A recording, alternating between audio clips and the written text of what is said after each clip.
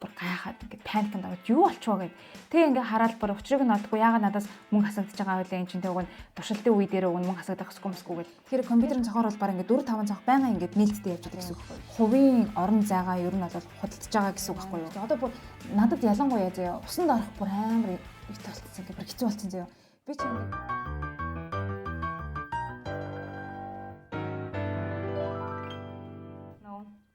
сайн байцгаана уу? Чи минь Наталиас угтаа давтай морил шинэ бичлэгтэй давтай морил. За тэгэхээр өнөөдрийн бичлэгээр би та нартай маш сонирхолтой нэгэн түүхийг хуваалцах болно. Энэ бол миний анх YouTube хийж эхэлсэн түүх байгаа. За дээрэс нь тэгвэл яг контент бүтээгчийн YouTube хийхээ ер нь яг dark side-ууд нь буюу те юм сөрөг талууд гэх юм уу те юм хэцүү зүйлс нь юу гэдгийг та нарт сонирхуулъя. За тэгэхээр бүгдээрээ тэр нэгэн орой яг юу болоод би YouTube эхлэхээс аргагүй болцсон бэ гэдэг тэр үйл явдлаар орой түүх рүү орё. 2 жилийн өмнө би чи Италид оюутан болоод ирсэн шүү дээ.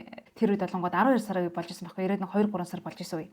За тэгээд тэр нэгэн 12 сарын орой гэртээ би ингээд байж яваа. Тэр үед би нэг хэдийнэ сурмасныхаа хэдэн үйлчлүүлэгчийг аваад эхэлж гисэн. Тэр нартаа зориулаад ингээд гэртээ сурмасаа ер нь хэрхэн зөв арчлах вэ гэдэг утгатай юм богинохон бичлэг хийгээд тэргээ би эдит их шаардлагатай болсон. Нэг богиносгож жоохон дээр нь бичвэр оруулж маруулад тийм. Тэгэл хайж яж байгаа л нэг интернетээс нэг видео эдитинг аппликейшн олж аваад нөгөөдөө десктоп дээр татаж матаал сүртэй юм болол амар нөө тэгээ айгу удаан бид бичлэг яналсан байхгүй бараг 2 цаг мөр цаг заяа ганцхан минутын бичлэг хэрнээ удаад байсан чинь сүултээ би бүр өөрөө өлсөөд нөгөө бичлэгээсээ бүр залхаад бушуухан татаж аваад дуусахын тус болсон байжсэн юм. Тэгэл арай гэж нэг юм ашгүй нөгөөдгөө дуусгаал яг татаж авъя гэл экспорт гээл товчийг харсан чинь 2 сонголт гарч ирсэн заяа. Нэг нь олонгууд ямар ч тийм регистр хийх буюу тэр вебсайт нь бүртгүүлгүйгээр зүгээр шууд татаж авах. Гэхдээ ийм нөгөө логотой тэр видео эдитинг аппликейшныхаа логотой тэр нь яг миний нүүр нэр таарсан заяа. Би одоо бичлэг сурмаасаа яаж арчлах вэ гэдэг бичлэг хийжсэн нүүрэн дээрээ тийм логотой бичлэг хүмүүс рүү болгож амар тэнэг штэ. Тэгвэл хоёр дахь сонголтыг сонгохоор аргагүй болж байгаа. Тэгсэн чинь хоёр дахь сонголт нь юу вэ гэхээр ингээд нэг жилийн хэдэн 100 муу евроны чөлөөтэй төлбөртэй. Тэгтээ юу яадаг тийм free trial буюу үнэгүй турших тийм хэдэн өдөр 7 хоногийн жилүүдээ 3 өдрийн жилүүд тийм сонголт хийсэн байхгүй. Тэгэхээр би шууд юу гэж утсан байхаа гэхээр за окей энэ free trial-ыг үнэгүй туршилтыг нь хэдэн хоног дуршиж агаад бичлэгээ татаж авчаал тэгэл энийг юу чи cancelтчих гэж бодоод бүр тэрэндээ амар ихтэлтэй зөө. Тэгээ шууд ингээл мэдээлэл картынхаа мэдээлэлний дээр бүх юмаа оруулаад ингээл тан гээл дарсан чинь миний данснаас баг хэдэлээ тэр чи 96 евро болоо дээ. 96 евро шууд ингээ хасагдчихсан заяа. Тэг би бүр ингээ нөгөө өлсцэн, ядарсан, яарсан нөгөө дэлгүүр гарах гэсэн байхгүй. Дэлгүүр нь бас хаах гад. Тэг би бүр ингээ шоконд орсон ингээд бүр гайхаад ингээд паникнд ороод юу болчихоо гэд. Тэгээ ингээ хараад бүр учрыг нь олдохгүй яагаад надаас мөнгө хасагдаж байгаа байлаа энэ чинь тэг уг нь туршилтын үе дээр уг нь мөнгө хасагдах хэсгүй гэл. Тэгээ customer service-тэй ярьсан чинь хамгийн инээдтэй зөө бүр амар tricky тийм одоо жоохон тийм овжин гэх юм уу юу лээсэн бэлээ аргал байсан байлээ л дээ. Яг тэр free trial гэдэг нь болохоор бүхэлдээ ийм одоо үнэгүй туршилт биш худалдаж аваад жилийн эрхээ авсныхаа дараа дотроо дахиад ийм одоо нэмэлт юм үйлчилгээнүүдтэй стикер ч юм уу өөр юу ч гэдэг бэлэн ийм темплейт байдаг ч юм уу тийм тэдэр нь тусдаа үнэтэй байсан. Тэгсэн чинь тэр free trial гэдэг нь болохоор зөвхөн тэднэрийнх нь үнэгүй туршилтууд нь заяа. Тэгэд тийм болохоор би чи ингээд нөгөө картынхаа мэдээлэл нэтер ингээд угаасаа шууд оруулсан болохоор тэг шууд автоматар мөнгө ингээд хасагдчихсан. Тэгэнгүүт үр дүнд нь юутай яасан бэ гэхээр ямар ч одоо буцаах арга авахгүй би тэгээд бүхэл бүтэн 1 жилийн видео эдит хийдэг аппликейшн эртээ олчихж байгаа байхгүй сабскрипшнд олчихж байгаа юм. Тэгэл би бүр ёо бүр шоконд ороод за одоо тэгэл ингээд ямар ч аргагүй мэн гэл. Тэг хараа надад амар яагаад амар хүн тусан бэ гэхээр тэр үед чинь яг 12 сард манай тэтгэлэг арай орж ирээгүй байсан. Тэг би чи яг тэтгэлэгэндээ л одоо ер нь бол ажилгүй болчихсон байгаа оюутан хүн байгаа шүү дээ тийм. Тэгээ санхүүгийн үед угаасаа хязгаарлагдаад болсон. Дээрээс миний дансан дэшээ тэр үед миний санджаагаар бараг нэг 160 хэд байна уу 150 хэдэн л евро байсан зөө. Тэгэнгүүт бараг дансандах мөнгөний маань 60-70% буюу 96 евро нь ингээд ямар ч төлөвлөөгүй бараг шал дэмий юм дээр хасагд байх болчихж байгаа байхгүй алдна гэсэн үг шүү дээ. Би яг хэдий оронд нь тэр видео эдит хийдэг аппликейшнийг авсан ч гэсэн би одоо тэрнгүүр яах юм те бүр ингээд ямар ч хэрэггүйсэн байхгүй надад тэр үед. Тэгэл бүр өөрийгөө амар буруутгаалаа. Ямар тэнийг би одоо ямар тэнийг юм ингээд мөнгө өрчвөө яана гэж амар санаа зовоол. Тэгээ тэр оройжонгоо ер нь нэлээд гутарсан. Тэгээ угаасаа нөгөө ганцаараа байсан.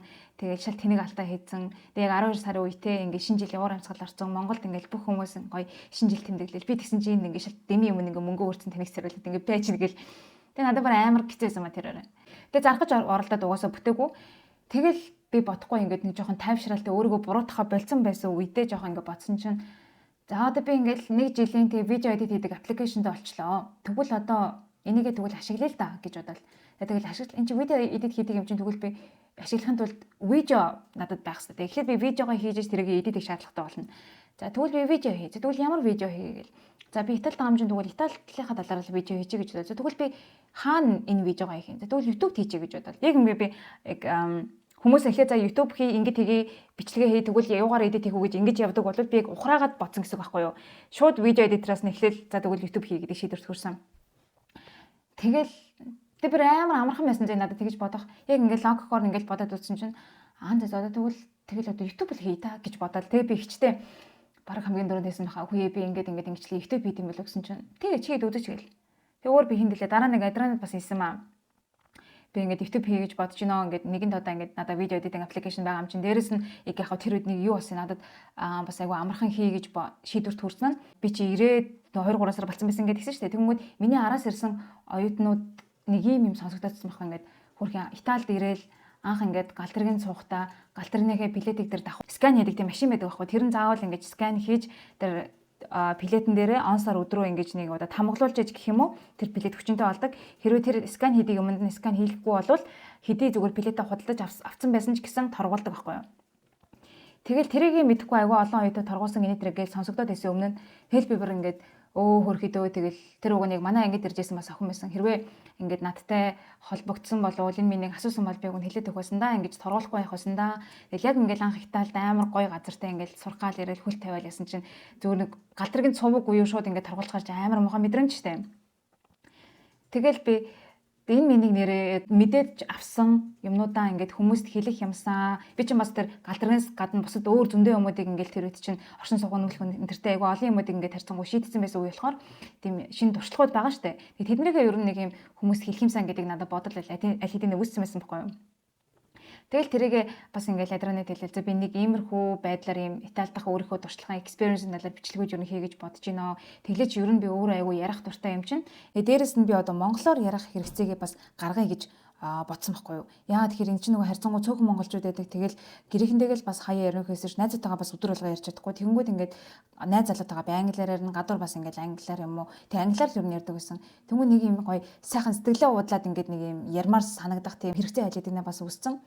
Тэгэл ер нь яг энэ хоёр шалтгаанаар л би яг тэгвэл юу вэ? Энэ хоёр хүсэл дээрээ тулгуурлаад тэгвэл YouTube хийчихье гэд тэгээ шууд ингээд эхэлжсэн заяа. Тэгээ би тэр чинь 12 сард бос үед явдал гэхээр би шалгалтуудаа дуусчаал тэгэл 1 сараас нь 1 сарын хэдэн мөлий 2 сард чөлөөтэйг анхныхаа бичлэг хийгээл анх бичлэг хийхдээ бас бөө юм болсон юм аа. Тэр чинь энэ дэдэг нэг моол руугаа яваал тэгснээ бас яг амар дуршлаггүй болохоор ингээд босоо болон хөндлөнгөөр хоёр юм шал өөр ингээд бахан бичлэгүүд ингээд рекорд хийсэн. Тэгээд тэрийг эдит хийхдээ ч юусэн анзаараагүй. Би нэрээ тэр эдит хийхдээ би бараг эхний бичлэгээ бараг 5 өдөр эдит хийсэн ш бараг 7 өдөр ч үлээ. Тэгээд тэгснэ нөгөөдгөө бас апплод хийгээл YouTube руу оруулах гэсэн чинь бүр манай интернет амар удаан зөө. Апплод хийх гэж бас 2-3 өдөр болсон зөө. Би бүр тэгэл анх удаага тэгж үзчихэл пүүх би бараг энэ үргэлжлүүлж хийж чадах юм уу? Бүр ямар амар юм бэ гэл амар хаширж байсан. Тэгэл яг баг нөгөө одоо эдит хийх хурд маань ингээд сайжраал ингээд өөрөө ч сүултээ арай бага ингээд одоо ач холбогдол өгчтэй арай бага хичээдэг болчихсон болохоор тэг гайгүй бичлэгүүд ингээд тууштай хийгээд явж байсан. Тэг нэг ийм сонирхолтой түүхээр ер нь бол би ингээд анх YouTube хийж эхэлжсэн. Тэг тэр үедээ бас манай найзууд болон гэрийнхэн бас амар ер нь ойр дотныхан маань нэлээд гайхаж хүлээж авч байсан. Яагаад тэгэхээр би чинь бүр Instagram дээрээ ч таг байдаг гэсэн хүн байхгүй. Ерөөсөө Instagram, Facebook ямар ч юм сошиал платформ дээр ерөөсөө идэвхтэй байдаггүй. Чимээгүй л байж байгаа хүн юм байсан. Storage нэг сүрхий оруулдаггүй. Тэгсэн чинь гинт нөгөөд чинь бүр ингээд учиргүй YouTube бүтнөө нээж мэйсэн амар бахан бичлэгүүд хийж мэйгээл тэ. Тэгээд тэгэхэд бол хүмүүс нэлээд тийм гайхаж хүлээж авч исэн байх гэж бодож байна. За тэгээд нэг миний YouTube анх нээсэн түүх бол ийм байна. Тэгэхээр одоо би та нарт түрүүнд дурдсанараа YouTube хийхийн dark side-уд буюу тийм яг хүшигний ард те яг энэ бидний толгой дотор яг юу болдог юм бэ гэдгийг би та нартай сонирхуулъя заяа. Одоо ярихгүй байхын аргагүй айгу тийм чухал сэдв. За нэгдүгээр дэшээ те dark side нэг YouTube хийгээд эхлэхээр эсвэл одоо ямар нэгэн байдлаар ер нь контент хийгээд те Instagram дээр ч Facebook дээр ч аль нэгийг ингээ хөгжүүлээгээд ирэхээр тарих нэгдүгээрт бүр амар их ажилдаг заяа. Тэгээд тарихны ачааллын хувьд бол ер нь сэтгэл санаа байнга ингээд юм завгүй болдог. Тэгээ ерөөсөө юм тайван байж чадхаа ингээд болчдөг. Яагаад гэхээр эн чинь амар юм шин санаа байнга ингээд нэгдүгээр өөрөөсөө гаргаж явах хэрэгтэй. Тэгээд хөсөөгөө бас ингээд за дараагийн бичлэгээ би яаж хийвэл зүгээр үү? Дараагийн reel ямар байх уу? Ямар зураг оруулах уу гэл ингээд бодоод ах тусам юу очиж байгаа хөө. Одоо энэ чинь нэг баг хуваарь бизнес эрхэлж байгаа хүмүүстэй л баг адилхан гэх юм уу те. Ингээл хуваарь бизнес эрхэлж байгаа хүмүүс нэг дэлгүүр нэгэн хүн чинь тэгэл энийг нэмж яаж бараа авчрах уу, энийг ингээд хэрэгэ тэгээгээл ерөөсө завгүй ингээд ажилдаг болдог гэдэг чинь яг тэрнтэй зүгээр жоохон зөөрлөлөд хэлэх юм бол яг төстэй гэж надад санагдсан. Тэгэл одоо жишээлбэл YouTube гэдэг чинь одоо миний хувьд одоо хүндээ одоо контентын зах зээл бол миний нэг юм дэлгүүр байгаа шүү дээ тий. Би өөрөө тэрэндээ бараанууд буюу одоо бичлэгүүдээ ингээд хийж ин байршуулж ин тий. Тэгэл тэр болгон дээр яаж сайжруулах уу, ингэхүү тэхүү гэж бодож байгаатай адилхан. Тэр бол ер нь амар хэцүү. Одоо бүр надад ялангуяа зөө усанд орох бүр амар ит болчихсон ингээд бүр хэцүү болчихсон зөө. Би чи ингээд усанд орохороо ч юм уу тий ер нь яг ялангуяа усанд орохдоо ингээд шууд нэг би brainstorm буюу юу гэдэг вэ? Шин санаанууд надад амар их төрөөд байдаг байхгүй юу? Яг яагаад тийм бүүмэд яг өөрөө өөртөөгөө яг ингээд үлдчихээр тэгж байгаа мó эсвэл юм юмд ингээд сатаарахгүй болчихоор тэгж байгаа мó бүүмэд.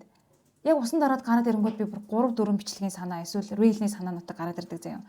Тэгээд нөгөөхөндөө ингээд ядраа начиж амжаа. Дээрээс нь хамгийн инээдтэй заяа ингээд нэг бичлэгийн санаа төрж эхэлбүүгүй юу шууд би ингээд тархиндаа тэр бичлэгийг ингээд тархиндаа рекорд хийгээд эхэлчихдэг заяа ингээд. Тэг явж хахад би өөрөө аягүй тийм overthinker буюу одоо хэтрүүлж боддог төрлийн байхгүй ургуулж бодохтой бас амар сайн. Тэгэл нөгөөдхөө шууд толгой дотроо ингээд старт хийгээл рекорд хийгээл ингэж ярина. Тэрэн дээр нэмэн ингээл автоматар шууд ингээд яриад эхэлчихдэг заяа толгой дотроо аягүй хэцүү. Тэгэл тэр чинь бүр өөрөө сонирхолтой аягүй гоё сэдэн байх юм бол ингээд нойр өрөхгүй нөгөөдхөө бүр ингээд толгой дотор ингээд яриад идэг заяа бүр аягүй сайн ингээд шууд рекорд хийгээд эхлэдэг гэсэн үг.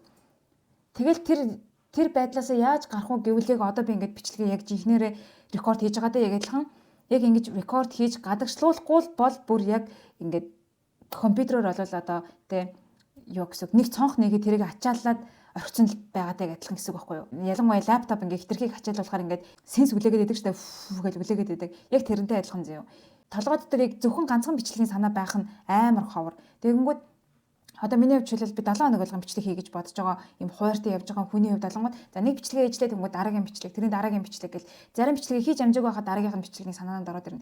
Тэгэхээр компьютерийн цохоор бол баг ингээд 4 5 цонх байнга ингээд нээлттэй явж идэг гэсэн үг байхгүй юу. За тийм байна. Тэгээ хоёрдугаарх нь шидэ ингээд үзэгч нэмэгдэх тусам өөрийгөө ингээд юм улам бариад нэг юм хүмүүст таалагдах хэрэг гараад идэг заяа. Тэр нь юу вэ гэхээр одоо жишээлбэл бичлэгнүүдийн маань тэгэл зарим нь сайн үзэлтэй, сайн үзэлтгүй ингээл янз бүр аашаа. Тэнгүүд зарим бичлэг маань ягаад ч юм ингээл хүмүүс амар таалагдал амар их үзэлт авчингууд тэгээ тэрийг дагаал ингээл зөндөө ингээл гой гой комент ирж байгаа штэ. Өстө гоё ярьж яасан яасан мундаг байна баярлаа гэл. Тэнгүүд чи ингээд өөрийгөө ингээд үнэлэг маань ингээд яалтчихгүй ингээд шууд ингээд дээшилж байгаа байхгүй ингээд тэр гадны нөлөөнөөс тэр гоё хүмүүсийн бичсэн гоё комментээс болоод хэдий би одоо тэр комментэнд те магтаал яана гэдэг үлээ ташуурахгүй зэмлэл бүр хитрхи ингэж гуниж гутрахгүй ер нь бол ингээ сайхан баланс аваад явж явах хэрэгтэй байтал хүмүүс хит магтаал гоё байна ингээд эхлэнгүүд нэг юм айгу гоёч гэсэн нөгөөтэйгөр ингээд жоохон тийм юу сүрдээд байдаг жоохон юм айдас сүрдэг гэх юм уу нэг бичлэг за бодё урдын хасаа бүр 2 3 дахин их үзэлт авчлаа гэнгүүт дараагийн бичлэг маань бас яг ингээд айгу гоё байх хэрэгтэй юм шиг тэр хүмүүс ингээд надаас улам илүү өхийг хүсэх хэрэгтэй юм шиг те яг ингээд тэр хүмүүс намайг одоо ингээд за дараагийн бичлэг нь юу авах вэ гэл ингээд бараг ингээд бодоод байж байгаа гэж би одоо бодоод идэг юм уу яа тэгээ уусаа тэгж уг нь хүмүүс бол тэгж бодохгүй шүү дээ нэг бичлэг үзлээ таалагдлаа охой тэр хүмүүст би таалагдах болов таалагдахгүй болов гэдэг дээр ер нь бол санаа зовж эхэлж байгаа гэсэн үг байхгүй тэр чинь бас айгу тийм одоо сөрөг тал нь гэх юм уу за 3 дахь dark side нь биш үү те контент хийж байгаа хүмүүс ер нь бол одоо энэ их үзэлттэй за үзэлттэй дагаад одоо магадгүй YouTube-ээс мөнгө олдог бол YouTube-ээс Instagram-аас мөнгө авдаг бол Instagram-аас байгууллагуудаа хамтарч ажилладаг бол за тэр бүхнээрээ бид нэр өөрсдөө буцаад юу сольдог вэ гэхээр өөрсдийнхөө privacy буюу одоо юм хувийн орон зайгаа ер нь бол худалдаж байгаа гэсэн үг байхгүй юу. За яхаа энд хідэн exception буюу тийм тусгай тохиолдлууд байгаа. Одоо царайгаа гаргадаггүй YouTube хийдэг хүмүүс эсвэл яг өөрийнхөө хувийн амьдралын талаар ширхэгч үг дуртахгүйгээр YouTube хийдэг хүмүүс бас зунд байгаа штэ.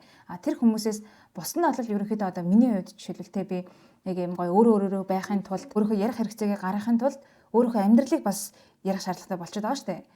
Тэгэнгүүт ч яг ингээд би яг өөрийнхөө тэр хувийн амьдралынхаа нууцуудыг ч юм уу те одоо юу гэдгийг ингээд бодо би жишээлбэл гэртээ байгаахтаа бичлэг хийж байгаа чинь би гэрийнхээ доторх орчныг харуулж ин тэ гэрээ харуулж ин юу иддэг юун дуртай гэдэг нэг юм хүмүүсийн хувийн мэдээлэл байгаа шүү дээ одоо хувийн амьдрал найз залган майлч юу гэдгийг тэ X-Max гэж би угаасаа ер нь бүгдийг нь ярьсан байгаа шүү дээ тэр бүх хүн чинь ер нь бол яг юм тэ миний хувийн амьдрал байгаа тэрийгээ би ер нь золиослж ийн гэсэн үг байхгүй тэ ягаад энийг тайлбар ярьж байгаа вэ гэхээр хүмүүс ингэж бас бодоод идэв юм шиг үлээ ингээл өө энэ YouTube хийдэг хүмүүс ингээл зөвөр чөлөө цагаараа ингээл юу ч хамаагүй өстэй янз бүрийн юм ярьж байгаа л ингээд тэндээсээ мөнгө олоод ингээл бахан бараа сурталчлал ингээл яваад байдаг тийм баг ажилгүй юмнууд те энийхээ оронд гарч ажил хийгээч гэдэг ч юм уу тийм яг комент надад ирж байгаагүй ч гэсэн зарим хүмүүсийг айгу тэгэж хардаг юм шиг санагддаг. Одоо юу контент хийж байгаа хүмүүс бол дандаа аваад байдаг биш буцаагаад бас юм айгу үн цэнтэй зүйлсээрээ ингээд солилцоо хийж идэгий шүү гэдгийг би одоо тайлбарлах гэж хичээгээд байгаа юм шиг л байна л да.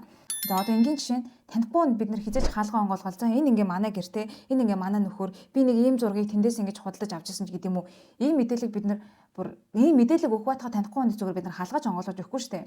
Гэтэл сошиал медиа дээр ингэж энэ бүхнийг ил болгож байна гэдэг чинь хэрвээ ингээд сошиал медиа биш яг юм амьдрал дээр одоо жишээ аваад ингээд дөөцөлөд үзэх юм бол одоо тэр байрныхан байдаг юм уу тэр хорооллынхныг бүх хүмүүсээ ингээд гэртээ ураад те ингээд гэрээ одоо үнгүү тийм музей шиг үзүүлэн шиг болгож байгаатай адилхан гэсэн үг байгаа байхгүй тийм ингээд ерөөсөө хаалга ингээ онгорхоо хүмүүс орж ирэлээ энэ юу тэр нь юу энэ юм уу чи энийг хаанаас авсыг тэрийг хаанаас авсыг гээл байж байгаатай яг адилхан байхгүй. Тэгэхээр чин амар том юмыг ер нь бол золиосол job байгаа гэдгийг бас яг контент хийдгүү хүмүүс маань ойлгоосэй гэж яг хүсдэг. Би өмнө нь өөрөө контент хийж үзээгүй байхдаа болвол YouTube руудыг нэрэгэсэл надад амархан юм шиг санагддаг байсан. Яг үнд ингээл камер асаагаал ингээл юу ч хамаагүй яриад ингээл яжангууд тэр нөгөө YouTube-ийн дансанд амар их мөнгө орж ирэл ингээл байж идэг.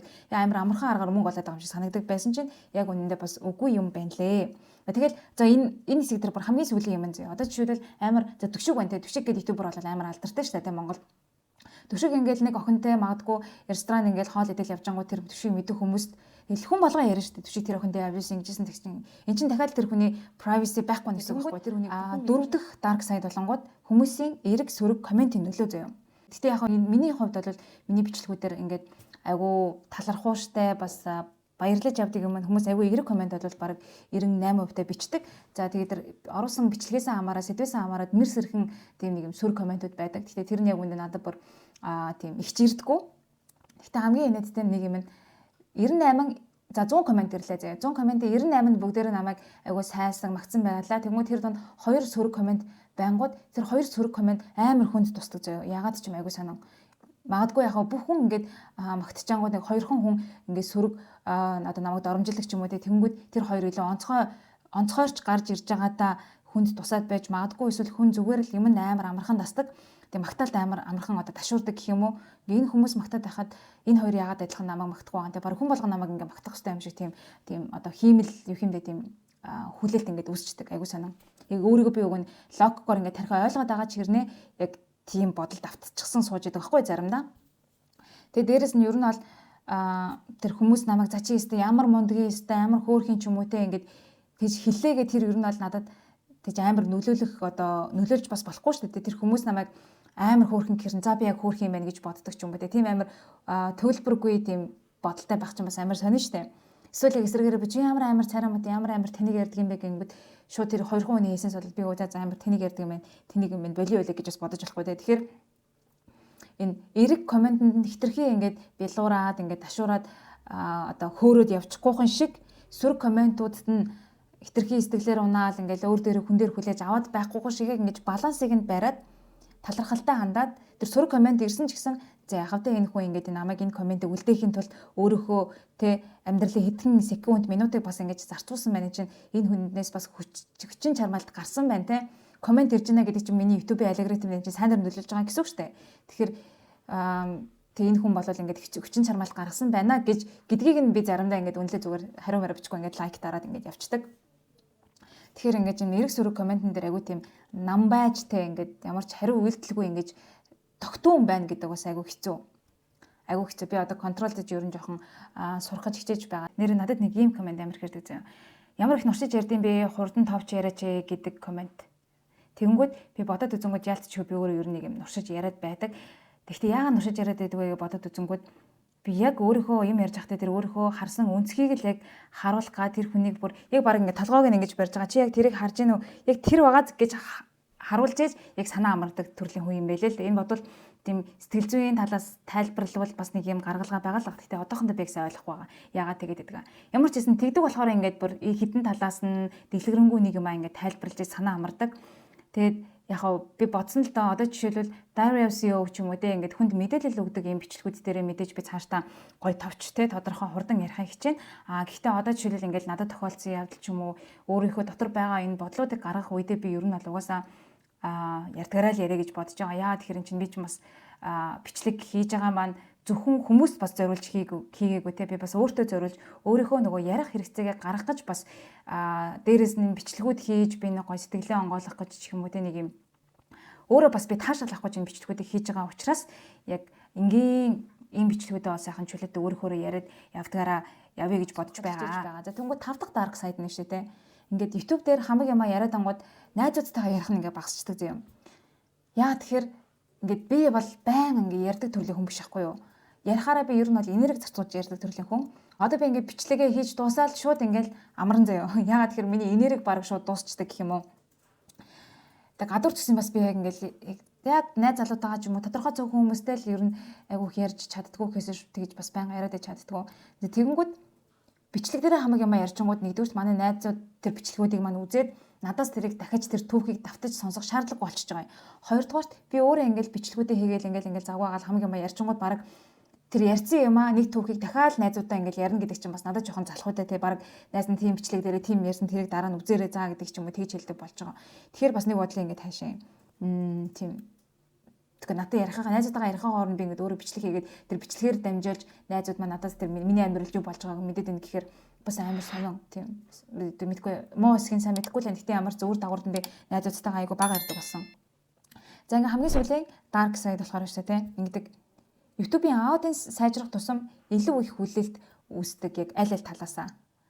Энэ юу вэ гэхээр одоо миний subscribers-ын тоо нэмэгдэх тусам шууд ингээд нэг миний одоо юу юм бэ өөрөөсөө хүлээх expectation болон тэр намайг үзэж байгаа хүмүүсийн expectation бас дагаад баг зэрэг өсдөг болов уу гэж би бас бодоод идэгий. Альва юм ингээд тэр прогресстэй ингээд сайжраал явж явах хөстэй гэсэн нэг тийм биднэрт нэг юм хүлээлт байдаг шүү дээ тий. Ярих тусам илүү сайн ярддаг болно. Бичлэгээ хийх тусам бичлэгийн чанар сайжирна. Магадгүй удаан ингээд хийгээд байнгут YouTube-ээс илүү их мөнгө орлого олдог болонгууд миний камерны чанар сайжирч гэдэг юм уу тийм хүлээлт бол угаасаа бүгдэнд нь байдаг болохоор энэ эсрэгээр жоохон ингээд заримдаа дарамт болдог заяо. Тэг ингээл subscribers-ын тоо нэмэгдэнгүүд за би илүү гоё бичлэг хийхгүй бол болохгүй дээ тий. За ингээд жил YouTube хийчлээ гэж бодонгууд анх бол ингээл гахгүй тохио идэх хүмүүс за дөнгөж эхэлж байгаа маань явандаа сайжирна гэдэг бол за би 5 жил YouTube хийчлээ гэж бодъё. Тэгээд тэр үедээ би дахиад ийм амар суулгаг ашиглаад гахгүй гэж яриад байвал хүмүүс ингээд бас гайхах штэ ер нь бол угаасаа намайг шүүмжлэх ямар удаан ийм бичлэг хийчихэд одоо алтал сайжрахгүй ямар тэнэг гар вэ гэж хэлдэг ч юм уу те. Энэ олонгууд бас ингээд нэг dark side болчихж байгаа байхгүй. Тэгэхээр иймэрхүү одоо ийм YouTube хийхин сөрөг талууд бас байдаг аа. Тэгээд энэ дээрээ үндэслээд хэрвээ та нар хүсэх юм бол дараагийн нэг бичлэг дээрээ би яг одоо өөрийнхөө бяцхан дурслагаас дөнгөж одоо YouTube хийж эхлэхийг хүсэж байгаа эсвэл яг дөнгөж эхэлж байгаа хүмүүстэй зориулаад өөрийнхөө зүгээс ингээд мэдсэн ч байсан болоосаа гэсэн бяцхан зөвлөгөөнүүдийг бас богинохон байдлаар ингээд бичлэг байдлаар оруулж болж гин та нар маань энэ бичлэгийг оруулмаар байвал комент хэсэгт үлдээгээрэй одоо энэ бичлэгийг хийгээрэй гэдэг ч юм уу тийм. За нэг иймэрхүүл түүх байна да. Тэгэд энэ бичлэгээрээ зүгээр би яг гол нь юу ярихсан бэ гэхээр санамсаргүй байдлаар ингээд хийсэн юм маань одоо миний хувьд юу болж хуурсан бэ гэхээр айгүй миний том хобби дээрэс нь миний яг ингээд таашаал авдаг хамгийн гол зүйлс маань нэг болчихсон байгаа YouTube болол ингээд би бодсон байхгүй ер нь сүүлийн үед ялангуяа би ер нь айгүй идэвхтэй болол ингээд бичлэг хийдэг болоод байгаа. Юу намайг ингээд амар их мотивацжуулаад би ер нь яагаад энэ бичлэг хийх дуртай юм болчих уу гэд бодсон чинь одоо нөгөө Маслоугийн хүний баг Маслог хэлсэн нь Маслоу гэдэг. Тэгээ Маслоугийн хэрэгцээний нөгөө юм пирамидад ичдэг хүний хэрэгцээний онол илүү. Хэрэгцээний юм шатлалч илүү те. Тэрэн дээрээс хүн ингээд анхан шатны хэрэгцээтэй энэ хооллох, ундлах, инээтерэ гэл ингээд явж байгаа хамгийн дээд хэрэгцээ нь бол нөгөө нийгэмд нэг хүлээн зөвшөөрөдөг бусдаар ингээд хүндлүүлэх тийм хэрэгцээ байгаа шүү дээ хүний. Тэр хэрэгцээгээ би YouTube-ээс ер нь яг хангаад тэрнгээрээ айгүй тэгж мотивацлагдаж, урамшигдаж яваад байгаа юм байна гэдэг дүгнэлтэнд хүрсэн. Ер нь бол тэгэхээр та нарын маань ингээд зөндөө олон үлдээж байгаа гой комментууд бол намайг хамгийн их одоо мотивацлж те subscribers-ийн маань тоо болол бас энэ чинь нүдэн дээр ил байгаа учраас бас айгу урамтай байдаг. Тэгээ одоо нь яг миний бодлоор би ер нь бол YouTube-ээ баг 60 70 нас хүртэл хүрсэн ч гэсэн ер нь үргэлжлүүлээд явах болов гэж бодож байгаа. Яагаад тэгэхээр амар одоо миний яг амьдралын нэг хэсэг болцсон айгу том хобби маань болцсон байхгүй ингээд би түрүүнд хэлсэн чинь нэг юм дэлгүүр нээж байгаа даа адилхан яг ингээд миний өөрийн гэсэн нэг юм одоо юм гэж бодохоор надад айгүй гой санагдаад байгаа. Би чи ингээд YouTube сувагтай ингээд эндээ ингээд бичлэгүүдтэй энэ болгондоо би ингээд хүчин чармайлтаа гаргаж өөрөө бүх эдит мэдит юм хийж ингээд юм хийцэн юм шиг мэдрэмж төрүүлдэг учраас энийгээ цаашдаа үргэлжлүүлэе гэж бодож байгаа. Тийм болохоор тэгэл яг зарим бичлэгүүд маань ингээд үзэлт багтай ч юм уу те хүмүүс ингээд янз бүрээр хэлэх ч юм уу тэр мөрөнд бол одоо ерөөсөө надад нэг тийм сүртэй санагддаггүй яа. Тэгэхээр би чинь те одоо би ингээд нэг хэдэн жилдээ ингээд нэг юм бичлэг хийж байгаа болохгүйгүй би бол байн хийнэ гэж бодож байгаа учраас тэр холын хэдэн жилийн дараах ингээ юм харахаар за яах вэ одоо би энэ бичлэгийг чинь ингээл хэдэн 10 жил үргэлжлүүлээд хийх юм чинь энэ нэг бичлэг муу болсон сайн болсон ер нь тэгэл ямар хамаа байж үдэ дахиад одоо хичнээн ч мянган бичлэг хийх юмдээ гэж бодонгууд бас амар тайван тийм амар байдаг.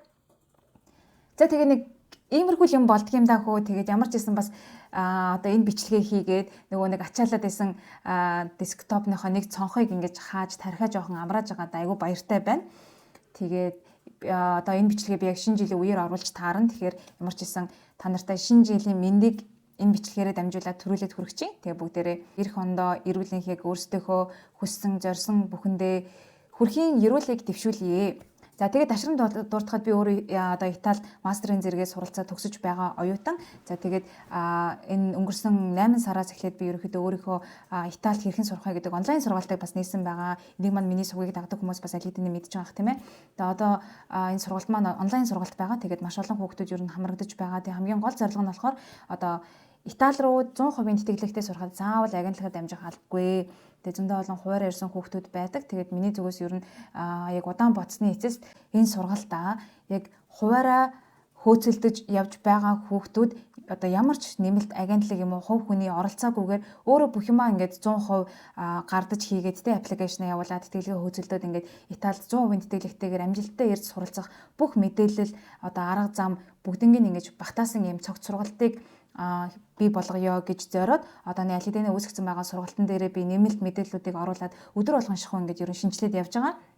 За тэгээ тийм болохоор хэрвээ эх ондоо та нар маань гадаадд сурахыг хүсэж байгаа бол ялангуяа Италид ирж тийм ээ 100% тэтгэлэгтэй дээрээс нь стипендтэй суралцахын гоё боломжийг авахыг хүсэж байгаа бол миний энэ вебсайтаар ороод сургалтын болон эсвэл ганцаарч исэн уулзалтын мэдээллийг аваарай. Надтай бас цаг товлоод өөрийнхөө яг одоо нөхцөл байдал тохирсон зөвлөгөөгөө аваад цаашдаа сургалтанд суух юм уу яахаа гэдгээ бас шийдэж болно. Эсвэл миний Instagram болох Chimini Tele гэдэг хаягаар бас над руу чат бичиж болно.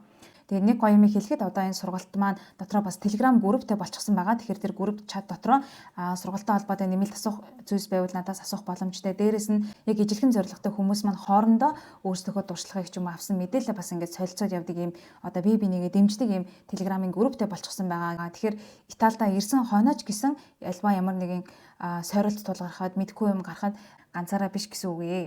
За тэгээд энэ бичлэгийг үзэж байгаа та нартай яг зориулаад одоо нэгэнд энэ бичлэг маань шинэ жилийн үеэр тавигдахаас хойш би нэг гоё мэдээ дуулгая.